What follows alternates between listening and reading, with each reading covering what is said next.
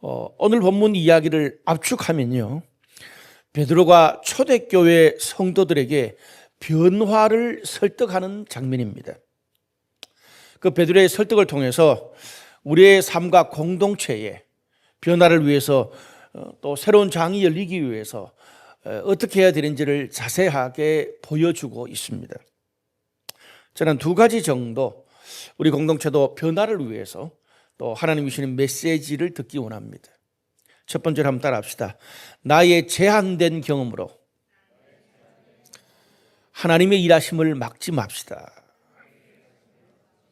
오늘 본문 1절에서 3절까지 말씀을 보면 예루살렘 교회 사도들과 그 형제들이 베드로가 고넬료의 집에서 이방인들에게 했던 그런 사역들을 들었다고 성경이 이야기합니다. 이방인들이 주님께 공식적으로 돌아오게 됐다는 거예요. 이게 얼마나 기쁘고 축하할 일입니까? 이것은 예수께서 성천하시기 전에 제자들과 초대교회 성도들에게 주신 마지막 사명이죠. 그것을 사도행전 1장 8절은 이렇게 잘 요약해 주고 있습니다. 성령이 임하시면 너희가 권능을 받고 예루살렘과 온 유대와 사마리아와 땅끝까지 내 증인이 되거라.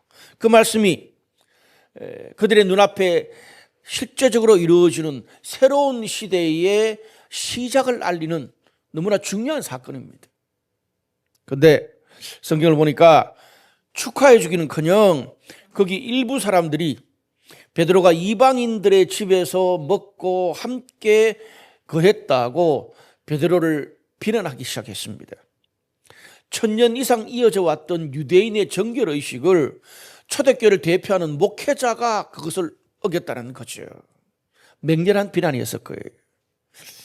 그렇게 비판하는 성도들에게 베드로가 자신이 이방인들과 교제하면서 하나님이 어떻게 새롭게 일하셨는지를 자세하게 설명합니다.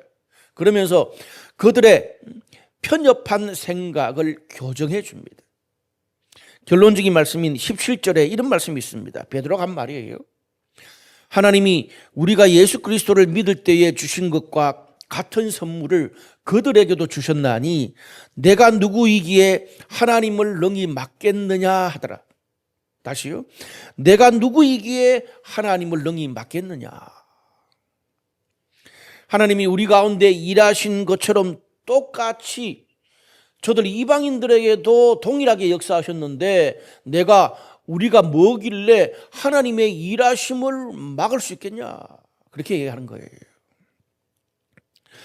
베드로의 이 말은 2000년이 지난 오늘 우리들에게 오늘날의 교회에게도 동일하게 적용이 됩니다.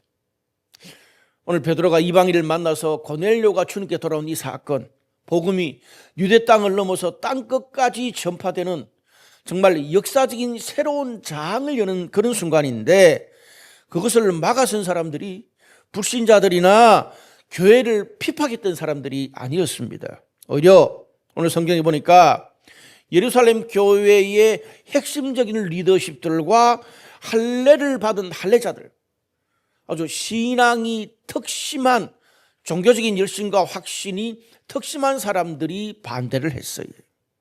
또 그들은 초대교회가 성장하는 데 결정적인 역할을 했던 그런 사람들입니다. 그런데 그런 사람들이 어느 한순간에 하나님의 새로운 일하심, 새로운 선교의 역사를 막는 사람이 되고 말았습니다. 이 참 무서운 일이죠. 아이러니한 일이에요. 그런데 우리가 신약 성경을 봐도 예수님이 이 땅에서 사역하실 때도 가장 반대했던 사람들이 어떤 사람들입니까? 성경과 신학을 가장 잘 아는 서기관들, 그리고 율법을 그 어떤 사람들보다 열심히 지켰던 평신도 지도자리였던 바리새인들이었습니다. 왜 그랬습니까? 그들이 내가 믿어왔던 신앙의 가치관과 경험이 맞다고 너무 확고하게 생각하다 보니까 다른 어떤 사람들의 말도 들리지 않습니다. 그리고 하나님의 아들을 하나님이 이 땅에 보내주셔서 하나님의 아들이 내 눈앞에서 이야기해도 듣지 않았습니다. 흔히 사람들이 그런 말을 하잖아요.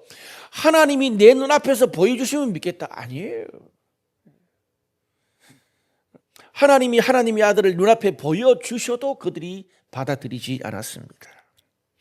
여러분, 사람이요, 인간이 부족한 죄인인 것을 인정하고 나도 언제나 잘못되고 틀릴 수 있다는 환경과 시대의 산물이 바로 나라는 것을 결코 잊어서는 안 됩니다.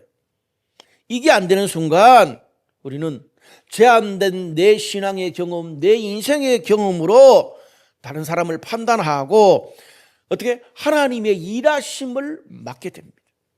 여러분, 오늘 본문에 나온 사람들, 서기관, 바리새인들, 자신들의 열심을 가지고 하나님의 일에 참여했다고 생각하지 내가 하나님의 새로운 선교를 막는다고 생각한 사람은 없었을 거예요.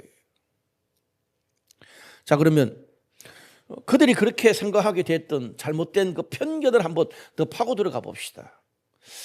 유대인들이 믿었던 구약 신앙의 가장 핵심이 뭡니까? 창세기 12장에 하나님이 아브라함에게 주신 약속이고, 그리고 출애굽기에 모세가 기록한 율법입니다. 여러분, 우리가 창세기 12장을 보면 하나님이 아브라함을 부르신 이유가 뭡니까? 아브라함 너 한 사람만 하나님이 주신 복을 받고 나머지 모든 이방인들은 저주를 받아라? 그러기 위해서 부른 게 아니잖아요. 어떻게 말해요? 하나님이 주신 복을 모든 족속에게 전달을 하기 위해서 먼저 아브라함을 불렀을 뿐이에요.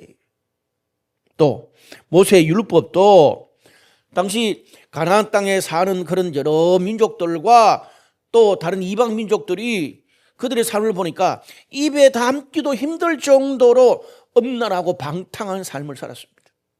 요즘보다 더 문란하게 살았어요. 그러다 보니까 어떻게? 하나님이 율법을 통해서 거기에 이방인들의 삶에 물들지 말고 하나님이 원하시는 대로 거룩하게 살아라. 그래서 여러 가지 율법의 규정을 주신 거예요. 이게 핵심입니다. 사도행전 10장에 바로 본문 앞에 하나님이 베드로에게 주신 하늘로부터 내려온 보자기 환상을 통해서 어떤 말씀을 주셨어요? 하나님이 깨끗하다고 한 그 벌레들을 네가 왜 속하다고 하느냐, 그 말을 합니다. 무슨 말입니까? 태어날 때부터 이방인들이 부정한 존재가 아니라는 말입니다. 여러분, 이 땅에 사는 사람들이 내가 유대인으로 태어나고 내가 이방인으로 태어나는 것을 사람이 정할 수 있습니까? 아니잖아요. 어떤 사람을 유대인으로 태어나게 하신 분도 하나님이고 이방인으로 태어나게 하신 분도 하나님인데, 이방인으로 태어났다고 부정하다고 그런다면 그거는 이방인을 만드신 하나님을 거스리는 거예요. 여러분, 성경 그 어디에도 이방인의 세속적인 엄단한 삶을 뽐받지 마라, 물들지 마라고 말했지, 이방인을 만나면 그들을 터치하면 더러워진다는 그런 구절이 단 하나도 없습니다. 그런데 왜 이렇게 됐을까요? 유대인들이요, 과한 종교적 열심, 또 과하게 극단적으로 그 말씀을 적용을 해서 우리는 하나님의 선택받은 백성, 이방인은 하나님의 저주를 받은 사람으로 규정하면서 이방인들과 아예 교제 자체도, 먹고 마시고 잠자고 교류하는 것 자체도 안 하게 된 거예요. 편견의 전통이 극단적으로 만들어지게 된 거죠. 그러다 보니까 하나님이 아브라함에게 주신, 이스라엘 백성들에게 주신 하나님의 축복과 사랑을 먼저 받은 자로서 그 사랑을 이방 민족들과 세상 사람들에게 전해야 되는 브릿지 역할, 다리 역할에서 실패해버린 거예요. 여러분, 하나님이 유대인을 먼저 부르시고 믿는 우리들을 먼저 불러주신 이유가 뭡니까? 이방인들이 먼저 믿은 유대인, 먼저 믿은 우리 성도들을 보고 주님께 돌아오도록 하는 게 주님의 뜻입니다. 그런데 오히려 먼저 믿은 자들의 극단적인 모습, 과한 모습 때문에 실망해서 신앙 없는 사람들이 오히려 하나님을 오해하고 하나님과 더 멀어지게 만들어 버린 꼴이 돼버린 거예요. 오늘 이 유대인들의 이 잘못된 편견이에요. 여러분, 유대인들이 신앙이 없는 사람들이 아닙니다. 자기 딴에는 정말 열심으로 신앙생활을 했는데 오히려 하나님의 뜻을 막아버리는 그런 사람이 돼버리고 만 것입니다. 사실 불신자나 신앙이 없는 사람들은 하나님의 일하심이나 신앙 공동체에 별로 관심이 없습니다. 그래서 오늘 본문의 말씀처럼 종교적인 열심이 특심한 사람이나 앞서서 일하는 사람들이 오히려 하나님의 새로운 역사를 막을 확률이 훨씬 더 높습니다. 잘못하면 우리도 한순간에 그럴 수 있습니다. 유대인들이 왜 그랬을까요? 왜? 내가 하나님을 믿어왔고 경험했고 일했던 방식으로 믿음의 열매도 세상적인 열매도 비즈니스의 열매도 거뒀거든요. 그리고 내가 피눈물 흘려가면서 내가 정말 내 열정과 삶을 갈아 넣은 곳일수록 애착이 과하다 보니까 내가 아닌 다른 사람이 앞서서 일하는 것을 보면서 따라가고 참아내는 게 결코 쉽지 않습니다. 조금 모자라도 큰 방향에 있어서 정말 하나님의 귀한 뜻이면 박수 쳐주기보다는 오늘 본문처럼 이방인들이 돌아오는 어떤 그 하나님의 큰 방향이 지금 이루어졌는데 거기에서 왜 이방인들과 교제했냐, 그 격까지 그거 붙잡고 비난하게 되는 거예요. 그렇게 자꾸 판단하고 비판하니까 오히려 그 신앙에 열심이었던 그런 사람들이 초대교회의 성장에 큰 역할을 했던 사람들이 이제 주님의 선교엔 오히려 방해 걸림돌이 되는 것입니다. 여러분, 성도들한테 물어보면 신앙생활에 좀 이렇게 구력을 좀 가진 성도들한테 물어보면 교회를 가장 힘들게 하는 사람들이 어떤 부류입니까? 저 같은 목회자, 그리고 교회 모든 걸 앞장서서 인도하는 장로님들 같은 앞장서서 일하는 분들이 교회를 가장 어렵게 하는 경우가 많습니다. 또 다른 부류들은 뭡니까? 교회에서 가장 핵심적인 사역을 하는 사람들, 예를 들어 우리 교회가 그렇다는 게 아니고요, 예배팀, 중보기도팀, 전도와 선교팀, 사회복지팀이라 그러잖아요. 왜? 그들한테 물어보면 설교와 말씀이 가장 중요한데, 전도와 선교가 예수님의 지상명령인데, 예배와 기도가 신앙의 이 생명줄인데, 세상을 섬기는 게 교회의 역할이라 그러는데, 내가 목숨을 걸고 있는 이 중요한 것을 다른 사람이 교회 공동체가 관심을 안 가지거든요. 그러니까 어떻게 돼요? 우리한테는 말씀과 열정과 사랑과 섬김이 없다, 이렇게 되는 거예요. 내가 원하는 그 부분에 내 양이 안 차니까 자꾸 다른 사람의 문제가 보이는 거예요. 여러분, 내가 믿어왔고 경험했고 내가 일했던 것과 똑같은 방식으로 다른 사람도 하나님을 경험해야 되는 게 아니에요. 교회가 과거에 하나님을 경험했던 방식으로 똑같이 현재와 미래도 과거에 우리가 경험했던 것처럼 똑같은 방식으로 하나님을 경험해야 되는 것이 아니라는 말입니다. 여러분, 우리가 착각하면 안 되는 게요, 우리의 최선이 늘 하나님의 최선이 아닐 수도 있습니다. 오늘 여기 나오는 바리새인과 서기관과 그리고 본문에 오늘 초대교회 사도들과 할례자들, 그들은 최선을 다해서 신앙생활을 했습니다. 그런데 나한테는 최선인데 그게 하나님한테 신앙 공동체의 최선이 아니었던 것입니다. 그래서요, 내 뜻은 아니지만 하나님께서 성령을 통해서 보여주시고 예수님의 인도를 따라 순종하고 따르는 것이 최선입니다. 하나님은 지금도 성도들과 신앙 공동체를 늘 새롭게 변화시키고 계십니다. 유대인들뿐 아니라 이방인들도 함께, 오래 믿었던 사람뿐 아니라 새가족들도 같이, 앞장서서 일하는 사람들뿐 아니라 말없이 앉아있는 다수의 사람들도 같이 함께 모두가 하나님의 사랑과 축복을 경험하기 원하십니다. 여러분, 이게 건강한 신앙 공동체를 향한 하나님의 뜻이에요.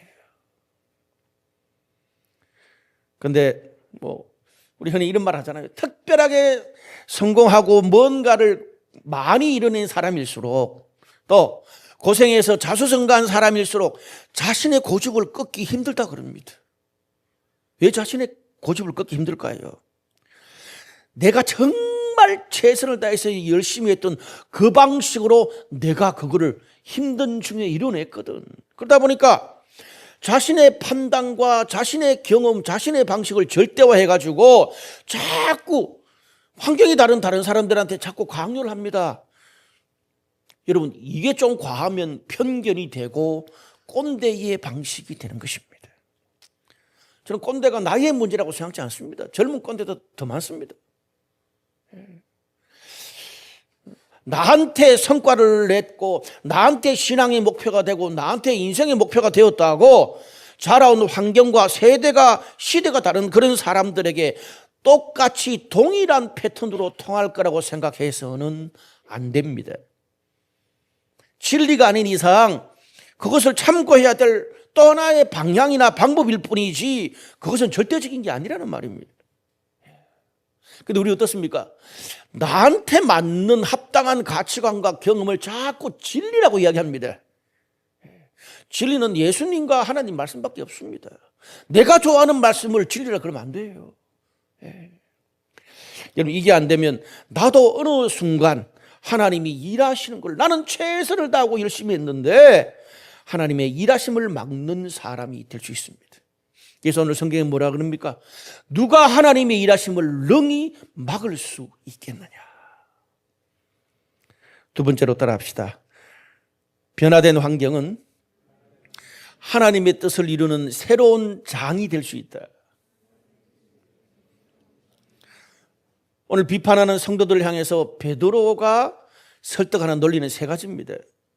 첫째는 5절에서 10절 사이에 하나님께서 베드로한테 특별한 환상을 주셔가지고 그 환상을 통해서 자신의 인생에서 한 번도 선택하거나 결정하지 못했던 일을 할 용기를 가집니다. 두 번째 11절에서 14절까지 그 말씀 환상을 받고 있는 그때 마침 고넬료가 보낸 종이 왔습니다. 그 종이 와서 무슨 말 합니까? 우리 주인인 고넬료한테도 동일한 하나님의 메시지를 받아서 우리가 당신을 초대하라는 이야기를 듣고 왔습니다. 그 이야기를 하는 거예요. 하나님이 보내주신 환상과 메시지에 딱 맞는 상황이 나한테 펼쳐진 겁니다. 세 번째는 15절에서 16절까지 베드로가 평생 살아왔던 방식도 아니고 유대인들이 1000년 동안 이어왔던 그런 익숙했던 문화와 전혀 다른 완전히 새로운 환경에 이방인들과 함께 만나고 사역하면서 어떻게 해요? 놀랍게 과거에 그들이 경험했던 동일한 성령님의 일하심을 경험했습니다. 여기는 설명이 좀 더 필요합니다.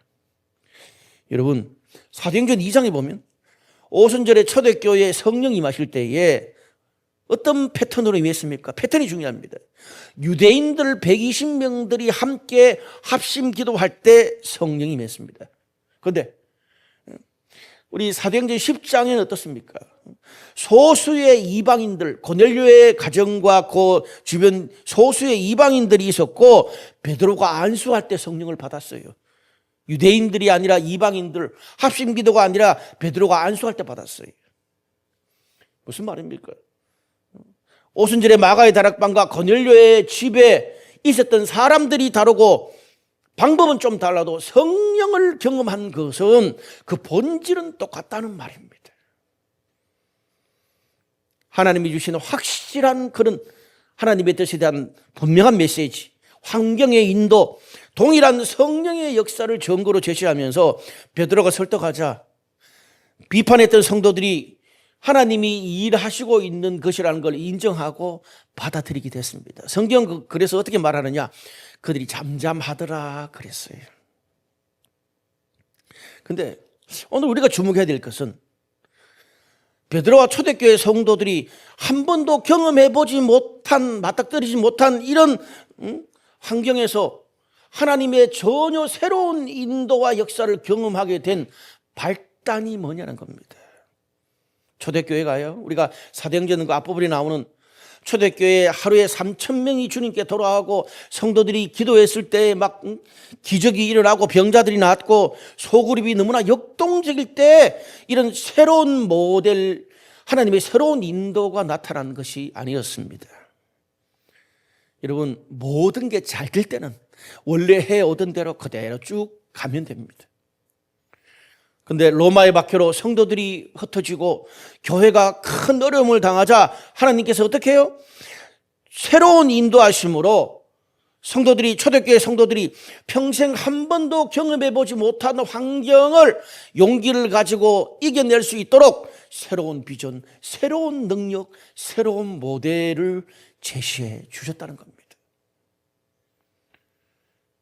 그 일을 경험하고 나니까 고넬료는 유대인들이 이방인들을 멸시한 것처럼 배척해야 되는 이방인이 아니라 초대교회를 박해하는 로마를 신앙으로 변화시킬 첫 번째 정인이 되고, 고넬료는 초대교회를 변화시키는 새로운 주역이 된 것입니다. 보는 눈이 달라졌어요.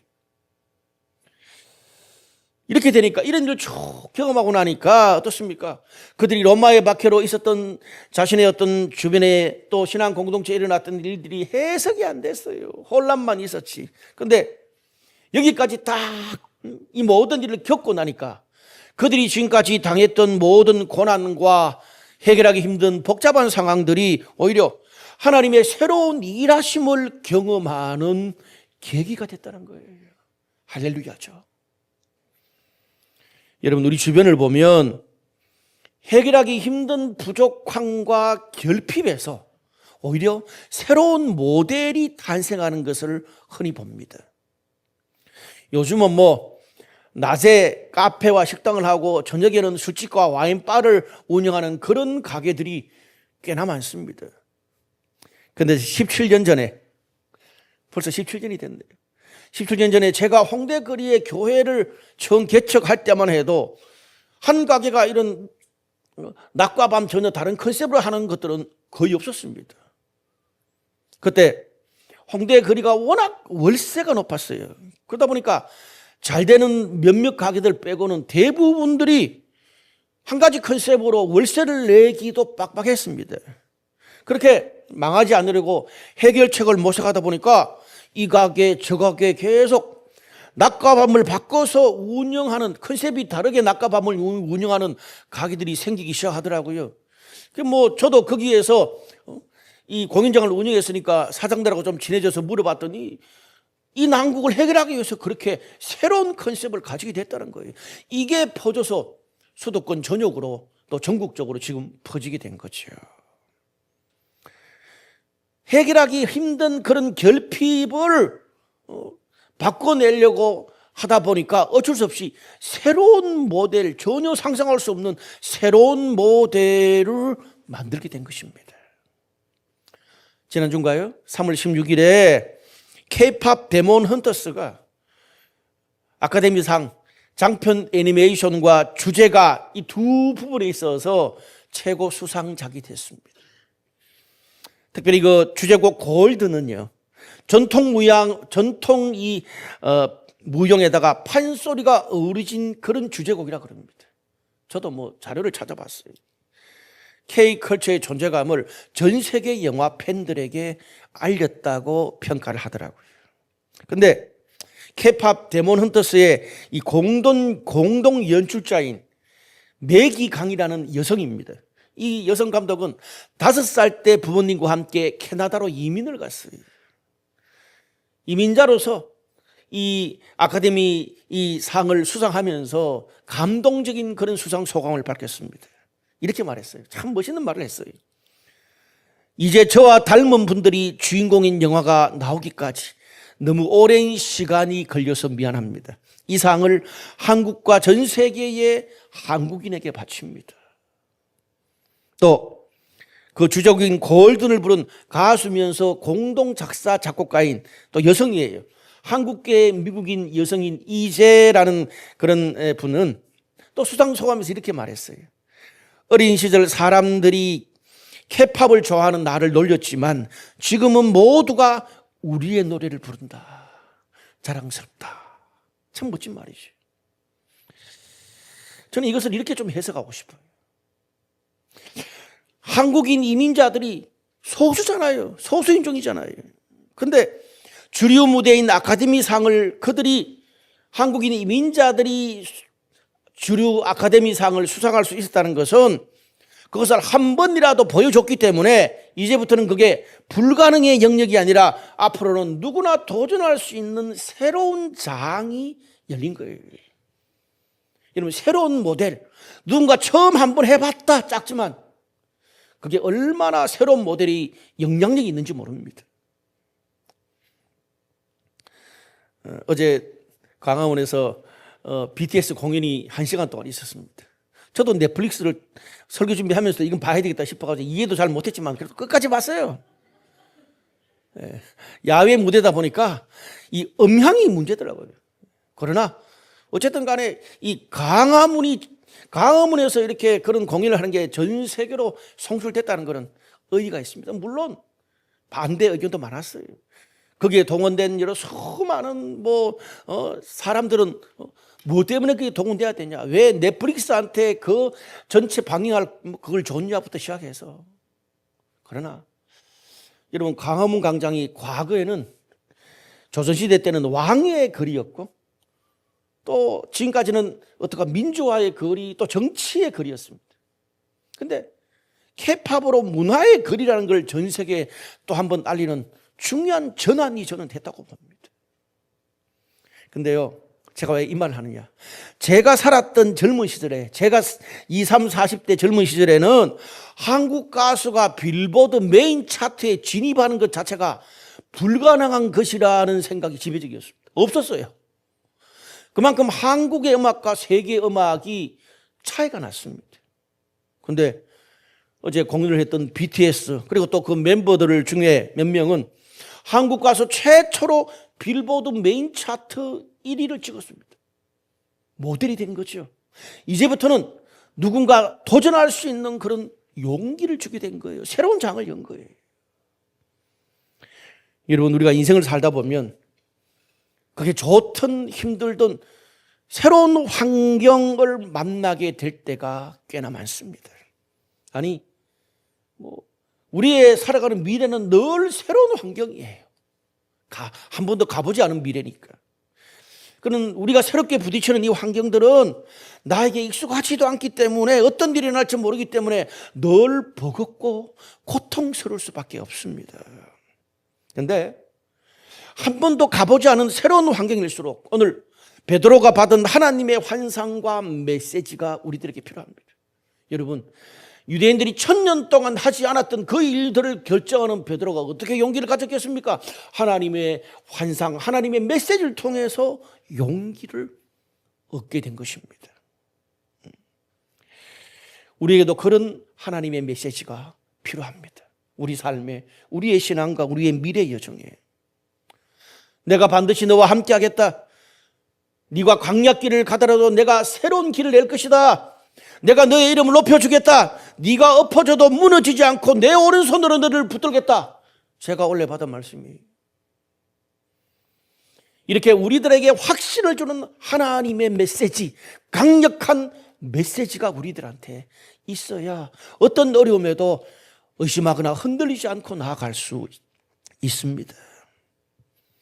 그런 하나님의 확신을 주는 말씀이 있으면 익숙하지 않고 한 번도 가보지 않은 그런 상황에서도 베드로처럼 1000년 동안 그 누구도 하지 않았던 그 결단을 주님을 신뢰하고 이방인 고넬료의 집에 들어가서 할 수 있는 것입니다. 이게 안 되면 어떡하지? 걱정이 많고, 안 되면 떨어지면, 인정받지 못하면, 망하면 어떡하지? 그런 생각에 밤잠을 못 자서 불안하지만 과거에 나를 이끄시고 세워주셨던 그 하나님의 일하심, 하나님의 기적을 전혀 새로운 환경에서 하나씩 둘씩 내가 경험하면서 어떻게 이 길이 하나님이 인도하시는 내 길이구나라는 것을 깨닫게 됩니다. 제가 작년 한 해 동안 전혀 제 팔자에도 없는 교수를 하면서 얼마나 제가 불안했는지 모릅니다. 제가 한 해 동안 경험한 그런 일입니다. 그러니까 오늘 이 본문이 새롭게 보이더라고요. 여러분 삶에 겨자씨 않을 만한 작은 것이라도 하나님의 일하심이 여러분 지난주에도 지난달에도 있었다는 것은 나의 미래뿐 아니라 나와 비슷한 상황을 살아가는 사람들에게 새로운 모델이 된다는 것입니다. 그때부터 그것은 내 삶에, 다른 사람의 삶에 불가능의 영역이 아니라 새로운 하나님의 일하심, 새로운 하나님의 장이 열리게 되는 것입니다. 말씀의 결론을 맺을게요. 우리가 사도행전 15장 이후를 보면요, 참 중요합니다. 사실 오늘 이 베드로 중심, 초대교회 중심에서 이제 바울과 이방인 중심으로 넘어가는 그 분기점이 사도행전 15장입니다. 여러분, 사도행전 15장 이후를 보면 그 이후로 새롭게 시작되는 세계 선교의 역사는 베드로와 예루살렘 교회가 주도하지 않습니다. 그들이 주인공이 아니에요. 오히려 어떻게 해요? 바울과 이방인들의 교회들이 주인공입니다. 그런데 오늘 본문이 그래서 중요합니다. 오늘 본문에 베드로의 설득과 예루살렘 교회 성도들의 결정이 있었기 때문에 그들의 결정을 통해서 이방인 선교의 새로운 장을 열어주었습니다. 이게 없었다면 뒤에 바울과 이방인 교회들의 새로운 그런 하나님의 선교의 역사가 일어날 수가 없었습니다. 누군가가 문을 열어주어야 새로운 사람들이 새로운 일, 새로운 비전이 들어갈 수 있는 거 아닙니까? 저는 그래서 오늘 이 본문의 베드로가 과거의 베드로가 아니에요.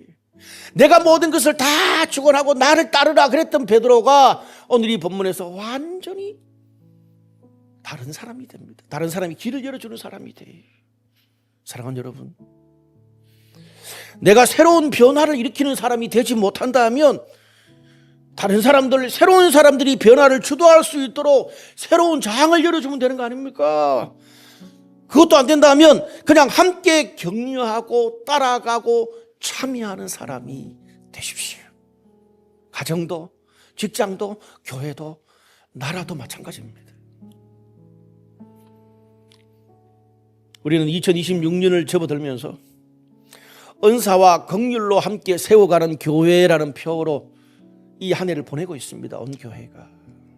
특별히 자꾸 이제 여러분들 막 귀에 딱지가 않는데 서서히 좀 피로도가 쌓이고 있는 작당 모임과 아지트 사역에 대해서 계속 제가 강조를 합니다. 앞으로도 계속 강조할 거예요. 제가 똑같은 소리를 반복하는 걸 좀 잘 하거든요. 간혹 어떤 분들이 목사님, 그게 도대체 구체적으로 뭘 하는지를 모르겠습니다. 저도 큰 그림만 했지 구체적으로 뭘 해야 될지 아직 몰라요. 그래서 제가 필라멘트 팀한테 계속 압박하고 구체적으로 만들어 봐라고 이야기하는 거예요. 자꾸 저한테 물어. 이제 그들도 알았어. 아, 목사님이 구체적인 건 모르는구나. 여러분, 이게 아직 우리 교회 문화에 익숙하지 않을 수 있습니다. 그런데 저는 오늘 본문에 베드로처럼 예루살렘 교회 그 성도들처럼 새로운 장을, 새로운 변화의 장을 열어준다는 마음으로 강조하고 성도들을 설득해 나가고 있습니다. 여러분,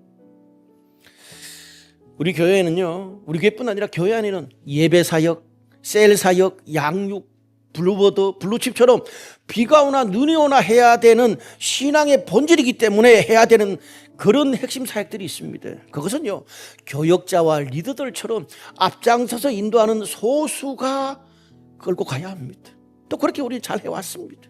앞으로도 그렇게 나갈 겁니다. 그런데 성도들이 함께 동역하고 해야 될 다양한 사역은 그렇지 않습니다.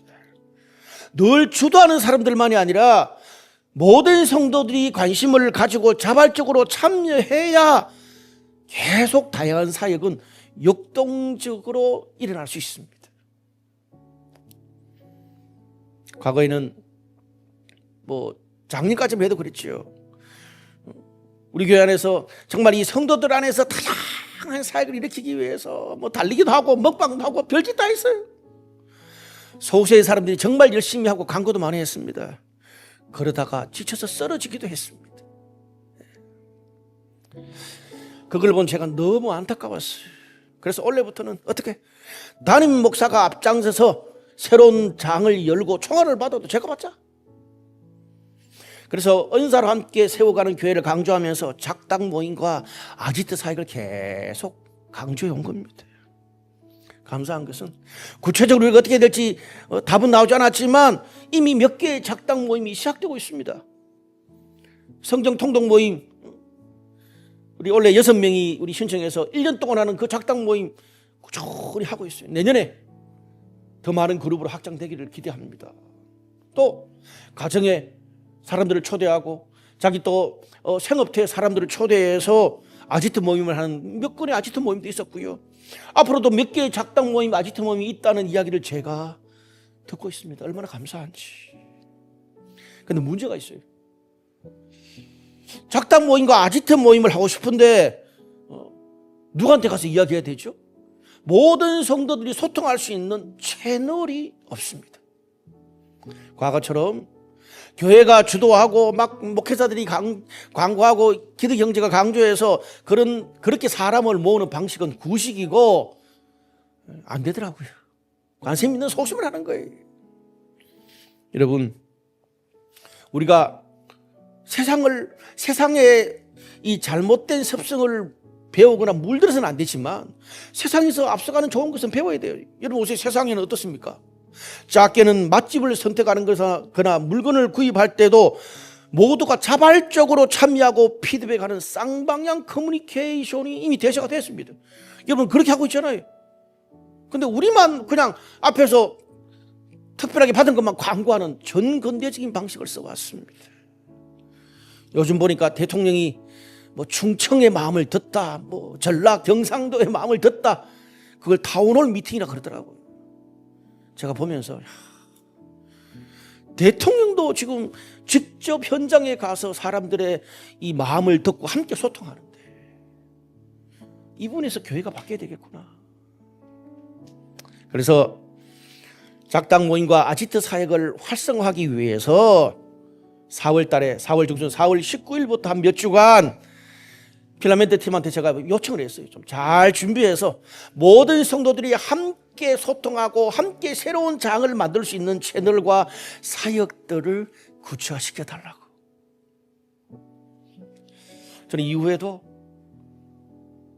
정기적으로 교회에서 온 성도들이 함께 이 사역에 동참하는 작당 모임과 아지트가 포커스가 아니에요. 모든 성도들이 관심을 가지고 나는 이런 작당 이런 아지트를 하고 싶습니다. 그리고 어느 채널에 들어가면 그게 쭉 다 떠 있고 또 그냥 나 어디 멀리 그냥 놀러 가는데 같이 갈 사람, 나 우리 애들 데리고 저 어디 고군 가는데 혹시 붙을 그런 사람 자유롭게 할 수 있어야 되는데 그걸 광고를 해본다고 생각하세요. 부담스러워서 누가 광고를 합니까? 자유롭게. 저는 이를 통해서 우리 성도들 안에 정말 다양한 그런 관심과 그런 섬김과 사역이 계속 자발적으로 일어나기를 원하고 거기에서 멈추지 않고 이제 우리 교회의 사역도 비전도 전도와 선교 그리고 교회의 개척도 성도들의 자발적인 그런 관심과 협력 가운데서 일어나는 것으로 발전하면 좋겠다. 그런 생각이 있습니다. 네. 저는 앞으로 계속 장을 여는 이야기를 계속 할 겁니다. 아마 분명히 우리 올 연말 가서는 정말 처음에 목사님 얘기할 때 너무 허하고 그래가지고 짜증나게 왜 자꾸 그런 말만 했냐 싶은데 나중에 가서는 모두가 다 기뻐하는 그런 일들이 일어날 줄로 믿습니다. 여러분 기도해 주시고 함께 참여해 주면 좋겠습니다. 함께 기도하겠습니다.